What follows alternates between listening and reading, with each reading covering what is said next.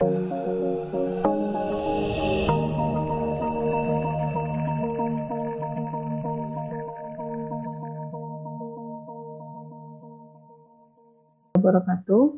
Kita kembali ke pertemuan mata kuliah Sistem Informasi Manajemen di pertemuan ke-12.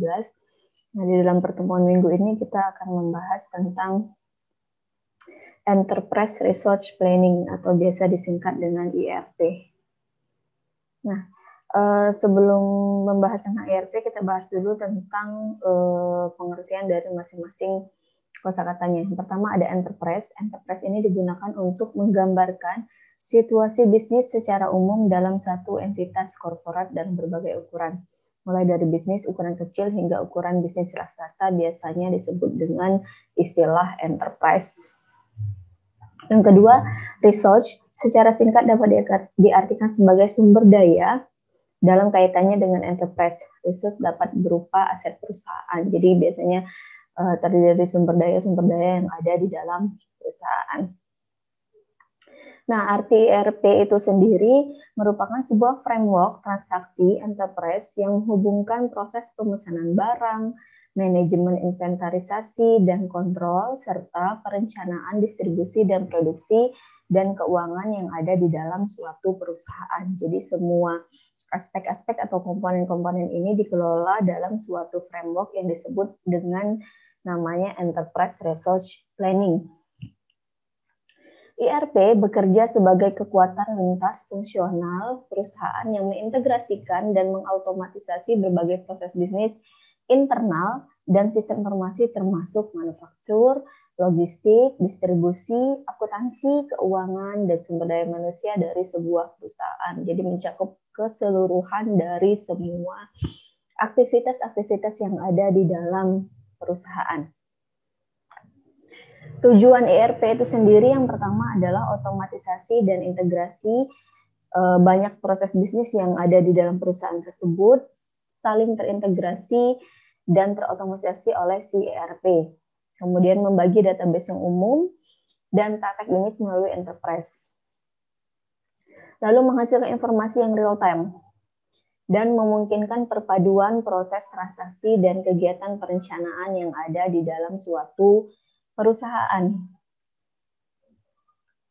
Nah, manfaat ERP itu sendiri ada beberapa. Yang pertama, menawarkan sistem terintegrasi di dalam perusahaan sehingga proses dan pengambilan keputusan dapat dilakukan secara lebih efektif dan efisien.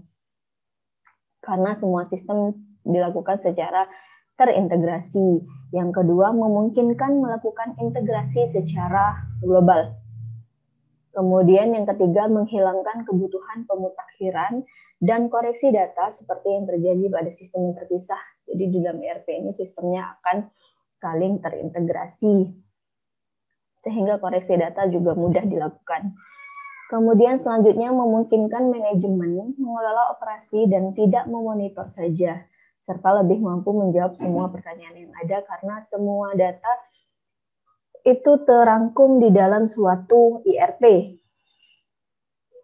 Lalu, membantu melancarkan pelaksanaan manajemen rantai pasok serta memadukannya.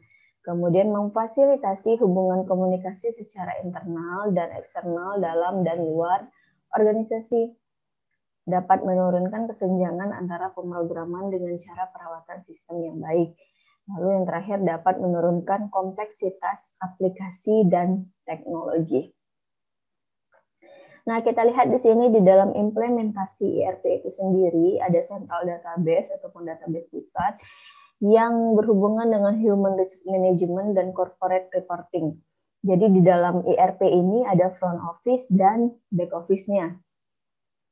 Di front office dimulai dari customer, kemudian adanya sistem sales and distribution, dan service application, aplikasi-aplikasi pelayanan yang berhubungan dengan customer itu dikelola, diolah, di mana datanya berasal dari customer, kemudian masuk ke central database, di mana central database ini berhubungan dengan human resource management dan corporate reporting, yang nantinya akan mengeluarkan suatu laporan untuk perusahaan sendiri, dan di back office-nya terdiri dari beberapa subsistem. Di antaranya finansial aplikasi atau aplikasi keuangan, manufacturing aplikasi atau aplikasi manufaktur, serta inventory management atau manajemen persediaan yang hubungannya dengan para supplier yang ada di dalam perusahaan itu sendiri. Jadi antara front office yang biasanya terlibat adalah customer dan back office yang terlibat adalah supplier. Semua subsistem yang ada di front office dan back office ini nantinya akan disatukan dalam central database dan akan menghasilkan suatu laporan untuk perusahaan. Nah, karakteristik ERP itu sendiri, yang pertama, sistem ERP merupakan paket software yang didesain pada lingkungan client server, baik tradisional, berbasis desktop maupun web. Jadi sifatnya dia client server, di mana ada beberapa orang ataupun perangkat keras yang menjadi klien dari sebuah ERP ini. Kemudian sistem ERP mengintegrasikan mayoritas bisnis proses yang ada.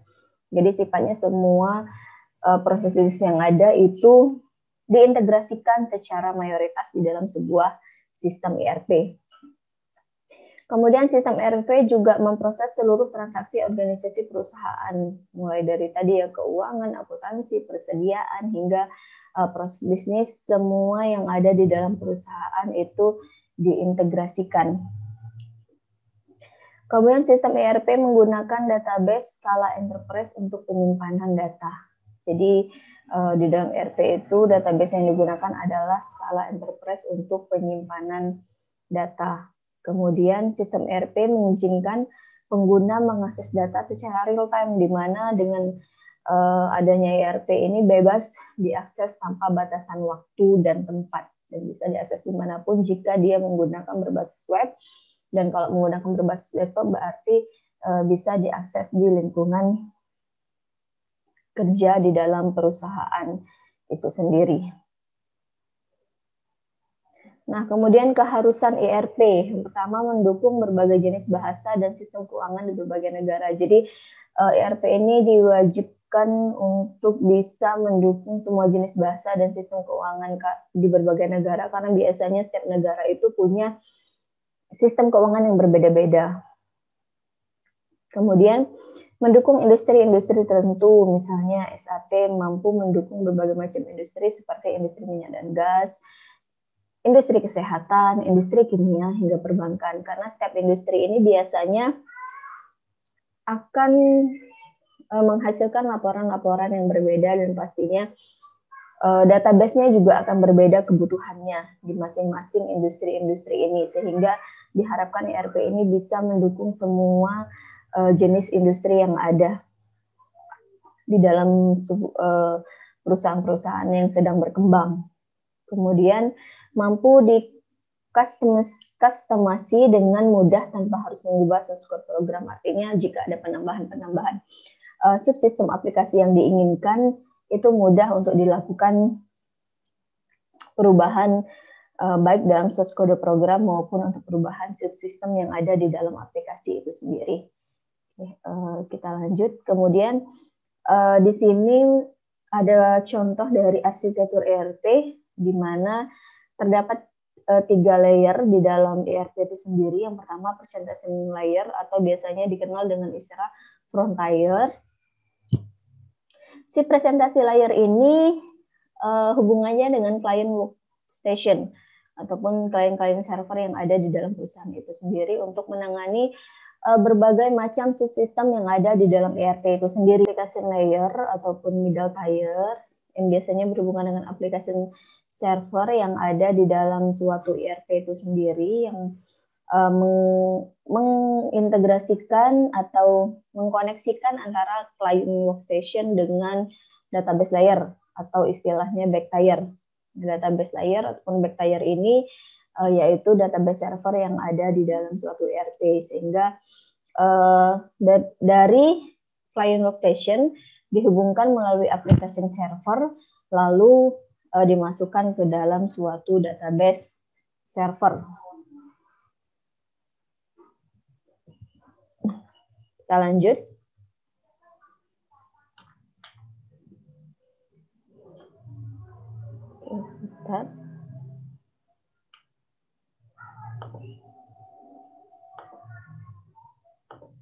Coba share screen lagi ya. Ini kayaknya macet. Oke, kita lanjut. Cara terpenting dari sistem ERP adalah integrasi. Jadi integrasi yang dimaksud adalah menggabungkan berbagai kebutuhan pada satu software dalam satu logical database. Jadi semua subsistem yang ada itu harus saling terintegrasi sehingga bisa ditempatkan di dalam satu database. Dan fungsinya adalah memudahkan semua departemen berbagi informasi dan mampu berkomunikasi di dalam suatu ERP. Jadi fokus utamanya adalah untuk integrasi, di mana jadi semua departemen itu nanti bisa melakukan integrasi di dalam satu sistem yang disebut dengan ERP. Oke, kemudian di akhir minggu ini silakan nanti kalian lakukan analisis perusahaan apa yang ada di Bangka Belitung yang sudah menerapkan ERP. Oke, jika ada, silakan tulis di kertas dan dikumpulkan di Classroom. Jika ada pertanyaan, nanti silakan kita share di grup WA atau di Classroom. Untuk lakukan sharing pertemuan minggu ini, saya cukupkan sampai sini. Semoga kita selalu diberikan kesehatan dan pandemi juga cepat berakhir ya. Saya akhiri, wassalamualaikum warahmatullahi wabarakatuh.